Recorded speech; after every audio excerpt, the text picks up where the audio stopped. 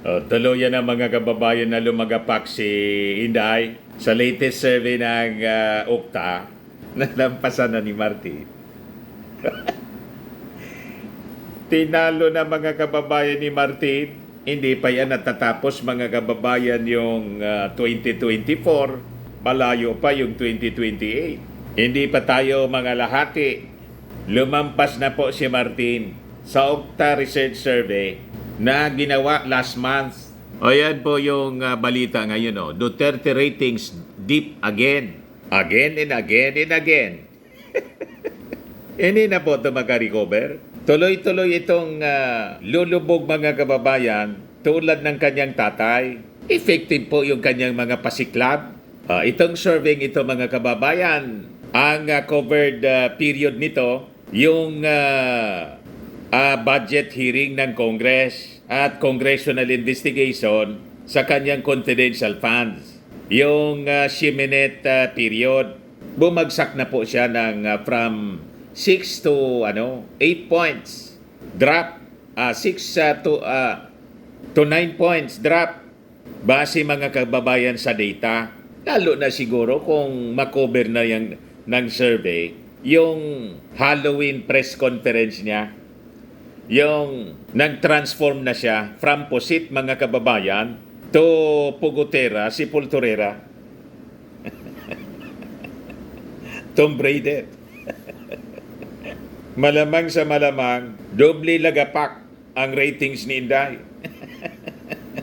But before ko mga kababayan ibigay sa inyo yung full story ng balitang yan, click subscribe muna dito sa ating YouTube channel and hit the notification bell para lagi po kayong updated sa mga kaganapan dito sa ating bansa. Like and share na rin po ninyo ng ating video at huwag na rin po ninyo na skip yung ating mga commercial ads para tuloy-tuloy lang ang pag-unlad ng Bagong Pilipinas. At itong ating programa mga kababayan, atid sa inyo nitong ating mga sponsors. Firmax Framing and Lifting Cream.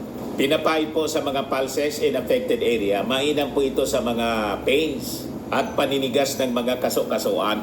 Ito sa mukha naman yung application, anti-aging, Automax po siya. Ito ay Glow Zero mga kababayan. Whitening po siya. Made in South Korea. Ito naman po, Ningxia Red Mix Fruit Drink. Gawa po siya sa goji berry.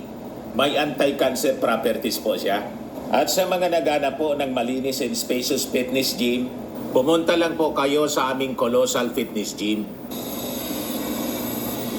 May Grab car rental din po kami. At bills payment po sa aming office.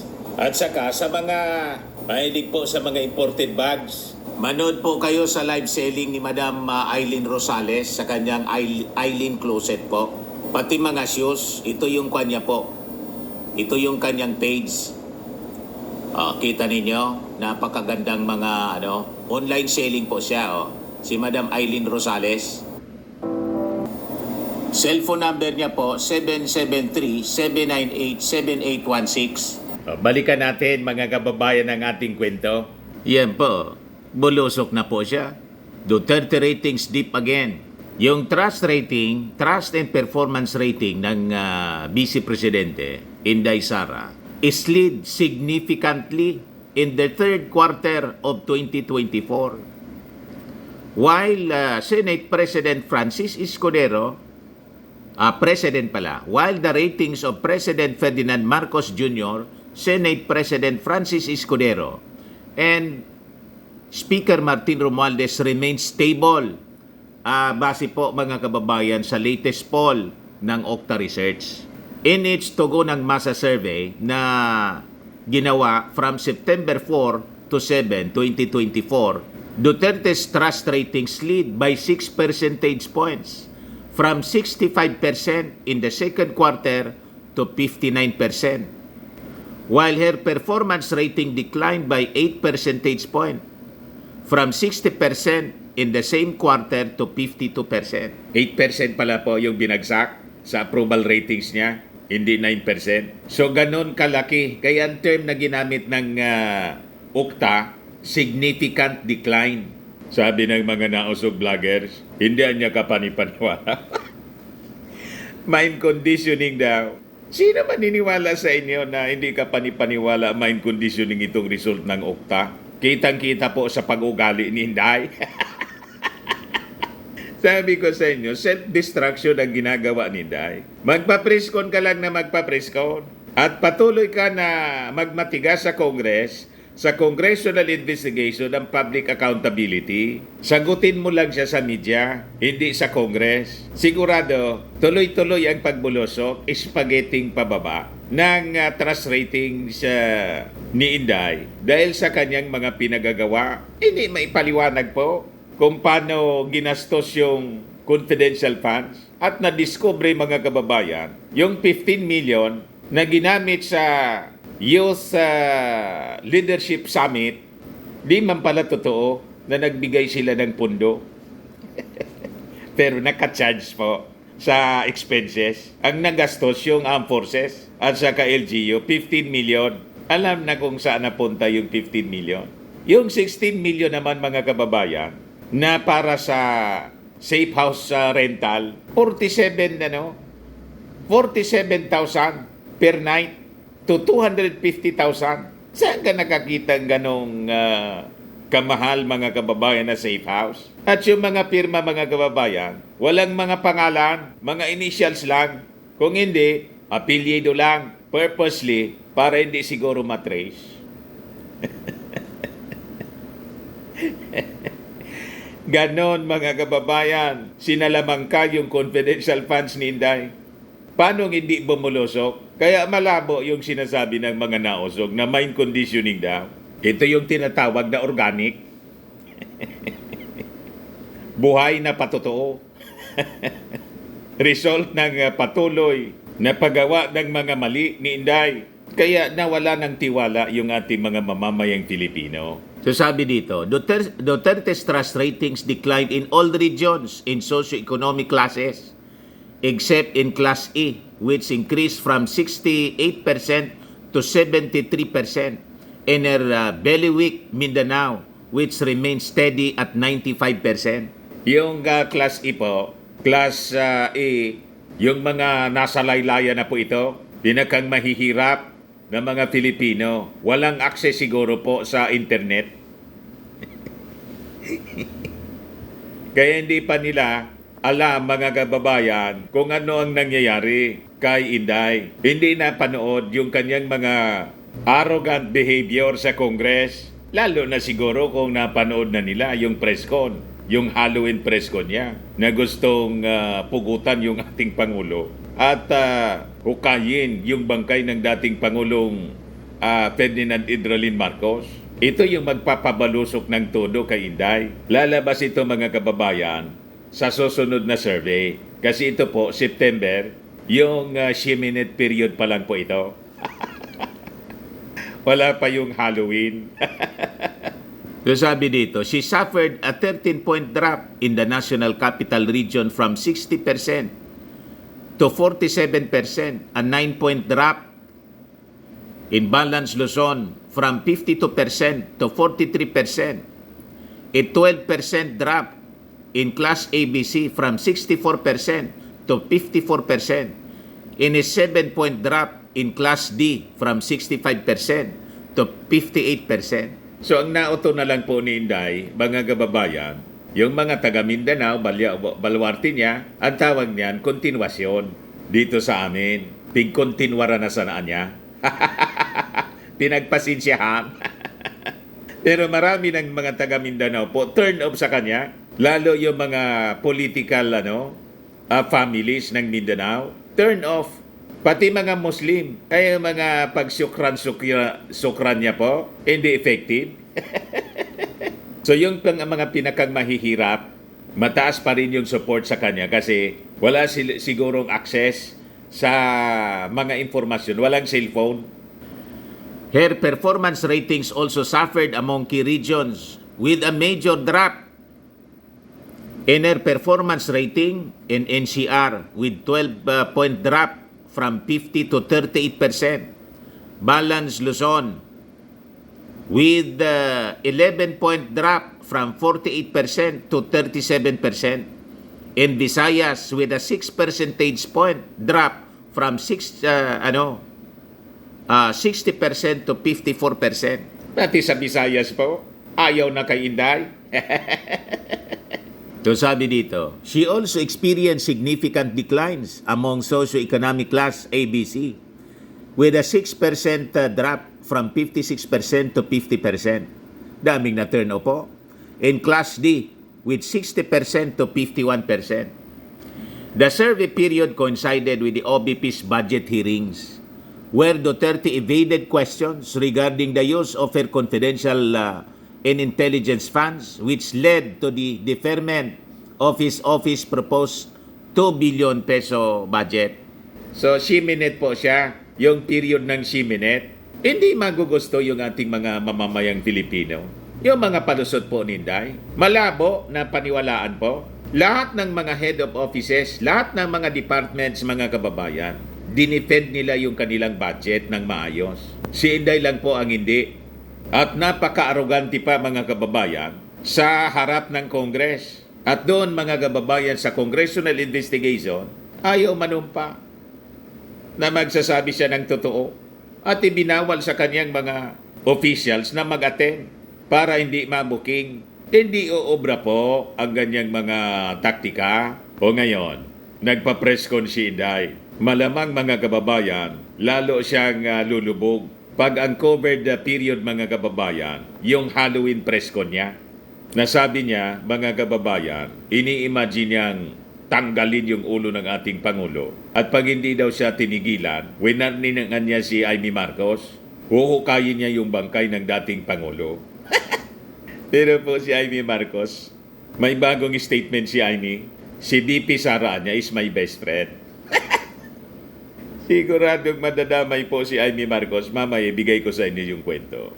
Ngayon, yung ating presidente, si PBBM, meanwhile, was statistically unchanged from 71% in the second quarter to 69% within the margin of error po kasi.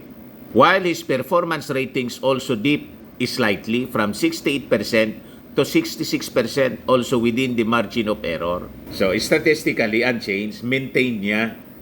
So sabi rito, the President's trust rating among major regions in socio-economic classes is slightly dipped in the third quarter but remained within the margin of error except for Mindanao where he experienced a 6-point drop in his performance rating from 56% to 50%. Yung kanyang performance rating also had a slight decline sa NCR and Balance of Luzon and a slightly increase in Visayas, while in Mindanao he had an 8% drop in his performance ratings from 56% to 48%. His performance ratings among socioeconomic classes also dipped slightly except in Class E where it remained unchanged at 64%. Ngayon naman po, si Escudero maintained his 67% trust ratings from the previous quarter and a benchmark 65% performance rating. His first as Senate President, while Romualdez had a slight dip in his trust rating and performance rating 1 point to 61% and 63% respectively. The survey had 1,200 respondents and has a nationwide margin of error of plus or minus 3%, while the margin of error per area is at plus or minus 6%. So, yung ating Pangulo, yung may pinakang mataas na ratings na ngayon, dati si Inday, na nagpapangalawa lang lagi noon yung ating Pangulong Bongbong. Pero ngayon, mga kababayan, nalampasan na ng ating Pangulo si Inday at saka maging si Martin lumampas na rin po kay Inday. Ayan po, 66% approval ratings, 69% trust ratings. Si Inday, 52% approval ratings, 57% trust ratings. Whereas si Romualdez po, nasa 65% approval ratings and 67% trust ratings. 13 points na yung lamang, mga kababayan. Ang lamang sa approval ratings ni Martin Romualdez kay Inday, lumamang na ng 13 points. Sa trust ratings naman po, 10 points ang lamang ni Martin kay Inday. So, pag ngayon yung eleksyon, mga kababayan, sa pagka-presidente, talo na si Inday ni Martin. Iyakan yung mga nausog vloggers. Wala nang kapag-asa, mga kababayan, si Inday na maging presidente ng Pilipinas. Malamang matuluyan yung kanyang pangarap na maging presidente ng impyerno na lang. Anyway, doon naman talaga yung punta nila, sabi ng kanyang tatay. Yan po. Drag me to hell niya. Pagdatingan niya sa impyerno, ako ang presidente doon. Si Digong during the Senate hearing, pupunta daw siya ng impyerno. Sabi ni Rizon Tiberos, hindi man na niya natin sakop yung impyerno. Kakalad ka rin niya kita doon. Wala niya akong plano pumunta sa impyerno, sabi ni Riza. Sino palpal po si Digong? And sabi rito sa Impact Leadership, Happy Halloween. They can drag me to hell. Pagdating nila doon, ako pa rin ang presidente ng impyerno, sabi ni Inday noong October 18 sa press con niya, Halloween press con. O ngayon, si Digong nung Senate hearing, doon tayo pumunta sa impyerno, iilain kita. Sabi kay Riza, ikaw na lang niya. Wala akong intensyon na niyang pumunta sa impyerno. Sabi ko nga, mga kababayan, mga ignorante lang sa Bible po, sa turo ng Bible, ang gagawing joke ang pagpunta sa impyerno. Ang impyerno po, mas maraming beses na minention sa Bible kaysa sa langit. Bakit po? Para mawarningan yung ating mga mamamayan, yung mga tao sa buong mundo, that it is not a joke na mapunta ang iyong kaluluwa sa impyerno. Kaya nga, yung ating Panginoong Hesukristo, mga kababayan, nag-offer ng kaligtasan. Ini-offer niya yung kanyang buhay. Nagpapako siya sa krus. O ngayon po, Todos los Santos. Karamihan sa mga tao, they're hoping na sa pamamagitan po ng pagsindi ng kandila, galing sa purgatorio, yung kaluluwa ng kanilang mga namatay, na mahal sa buhay, malilipat po sa langit. Wala pong turo na ganyan sa Bible. Sa Bible po, mga kababayan, dalawa lang yung pupuntahan ng kaluluwa ng tao. Pag ikaw ay ligtas, tinanggap mo yung ating Panginoong Hesukristo as your Lord, personal Lord and Savior, pag ikaw ay namatay, punta ka agad sa langit ang iyong kaluluwa. Pag hindi ka saved, sa hell agad.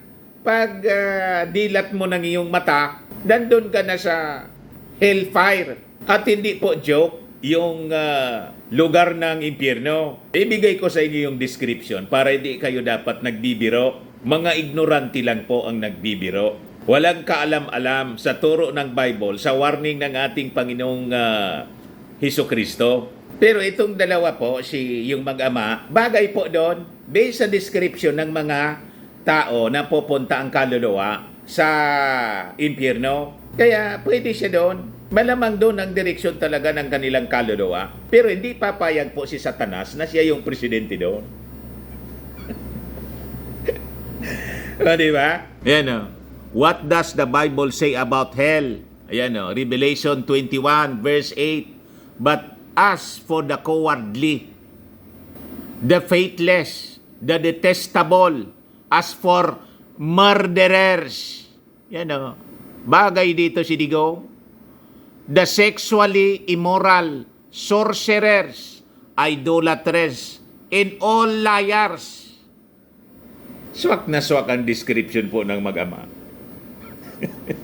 Talagang doon sila, mga kababayan, na pupunta. Their portion will be in the lake that burns with fire and sulfur, which is the second death. Ano sabi dyan sa Matthew 10:28? And do not fear those who kill the body, but cannot kill the soul. Rather fear him who can destroy both soul and body in hell. Matakot kayo sa hell? Yung mga nakakaintindi ng turo ng Bible po, never na magja-joke na mapunta sa hell po. Kasi that is eternal damnation. Pag napunta ka na doon, never ka na makaalis pa eternally. Kung may eternal life, may eternal death. Yan o, malinaw sa Matthew 25:46, and this will go away into eternal punishment, but the righteous into eternal life. Yung eternal punishment in hell. Yung eternal life, it is in heaven. Ayan pa ang ang description ng hell. And threw them into the fiery furnace. In that place, there will be weeping and gnashing of teeth. Kaya akala ninyo, mag-enjoy kayo doon? Wala po. Ang maririnig lang ninyo doon, weeping and gnashing of teeth. Ano pa yung mangyayari sa inyo doon? Digong ininday. Sabi sa Mark 9, verse 48, where the worms that eat them do not die, and fire is not quenched. Parang yung Bulkang Mayon, mga kababayan, yung laban ng Bulkang Mayon, nakikita ninyo? Yung magma, pag nasa ibabaw na, laba. Magma pag nasa ilalim. Laging umaapoy. Napakainit. Ganon sa impyerno po. Pero mas matindi pa dyan ang init. At may mga worms. May mga uod. Kakainin ka ng uod, pero yung uod hindi namamatay. Yan o. Where the maggots never die and the fire never goes out. Kaya sabi ko sa inyo, napaka-ignorante ng dating Pangulo at saka ni Inday para gawing joke ang pumunta sa impyerno. O di pumunta kayo doon. Tama si Risa. Kayuan niya. Wala akong plano na pumunta doon, sabi ni Risa Ontiveros. Palibasa, yung spiritual advisor nila, mga kababayan, ayun, nakakulong na. Mali ang turo na nakuha ng mag-ama, mga kababayan. Kaya tingnan ninyo, pari-parehas ang direksyon na kanilang pupuntahan dahil sa kanilang mga ginawa. O ngayon, dikit ng dikit pa rin si Amy Marcos. Talagang naghahanap ng sakit ng ulo si Amy Marcos. Oh. Amy Marcos, BP Sara is my best friend. Sige, ibigay namin yung gusto mo. Yung mga DDS, hindi ka man po iboboto kasi ang tingin sa inyo, mangga. Yung mga Marcos loyalist, dahil sa dikit kayo ng dikit sa Duterte, ayaw na rin sa inyo. O sino pa yung boboto sa inyo? O di talo. Isabi nga natin, mga kababayan, it will be a painful defeat for Amy Marcos. Siguro kailangan niyang matikman ng matalo para po magising. Pag hindi natin ipinatalo si Amy Marcos, mamimihasa sa kanyang mga ginagawa. Decided na po yung mga Marcos loyalists na hindi iboboto si Amy Marcos. Yan sabi rito, Senator Amy Marcos said she considers Vice President Sara Duterte her best friend despite her scathing criticism of her brother, President Ferdinand Marcos Jr. over his ability to govern. Hindi lang yon, mga kababayan. Ang mas matindi, yung sinabi na ipahuhukay niya yung bangkay ng kanilang tatay. Tapos, ini-imagine pa na tanggalin yung ulo ng kanyang kapatid. Imagine da. Pagkatapos, sasabihin mo, best friend mo pa siya. Anong klaseng kapatid at anak, mga kababayan, itong si Amy Marcos? Buti pa si Sandro at saka yung anak niya na si Matthew Manuto, nag-react na po. Si Amy wala po. Ang reaction niya, ito po, best friend ko pa niya siya. O di magsama kayo. Magsama kayo sa impyerno kasi doon si Inday gusto magpresidente. Di ba? So wala na to. Patapo na rin po si Amy Marcos. I've heard some of it before, sabi niya. That's why I said I would no longer enter into political alliances, sabi ni Amy. Alam ko niya that it's going to come to this. I knew that this was gonna get ugly this soon. And here we are, sabi po ni Amy. Kaya niya, sabi ko, I'm out of it. I don't like disputes. Duterte is my best friend. I love her and my brother very much. Walang maniwala sa iyo, Amy Marcos, na mahal mo yung ating Pangulo. ang iyong kapatid. Pinaya mo nga doon eh. In-endorse ka pa bilang official candidate ng Alyansa ng Bagong Pilipinas. Pagkatapos, ikaw pa yung absent. O, di ba? Nag-joke na lang yung ating Pangulo. Nauna na niya sa kampanya. Hindi ka pa rin pinahiya. You see? At pagkatapos, sinalaula na, binastos na ng todo ni Inday Sara, si PBBM. Ini-imagine na tanggalan ng ulo, pugutan. Wala ka pa rin sinasabi. At hukayin yung iyong tatay. Wala ka pa rin sinasabi. Nag-react na yung anak mo, nag-react na si Sandro Marcos. Pero ikaw, dikit ka pa rin ng dikit kay Inday, na sinusuka ka na. At ang tingin sa'yo, ng buong pamilya niya, manggagamit ka. O di choice mo na yan. Pag nanalo ka, o di wow. Pag natalo ka, deserve. Di ba? Kasi nahawa ka na ng mga Duterte sa sama ng ugali at katigasan ng ulo. Deserve. Sa mga naghanap ng malinis and spacious fitness gym, pumunta lang po kayo sa aming Colossal Fitness Gym. We also offer Grab Car Rental with our brand new 2023 model ng Toyota Innova. We also accept booking for those who are planning to travel via PAL, Cebu Pacific, and other airline companies, local and international, and bills payment for Meralco Bills, PLDT, Aleco Bills, etc. Ang Colossal Fitness Gym is located at 3rd floor Security Bank Building, Landco Business Park, Legazpi City, Albay.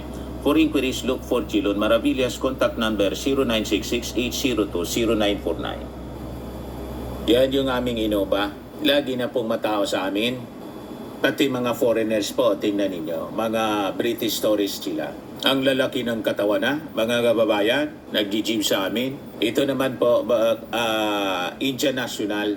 Ito mga mga European sila. Ito naman yung bago naming product na binibenta online, iGlow Serum. Whitening po siya galing sa South Korea. Tingnan ninyo yung epekto sa aking anak na architect entrepreneur, Riz Maravillas. For inquiries, look for Riz Maravillas on FB. Ito naman po, Firmax Framing and Lifting Cream. Pinapahid po ito sa mga pulses and affected area. Mainam po ito sa mga pains at paninigas na mga kaso-kasuan.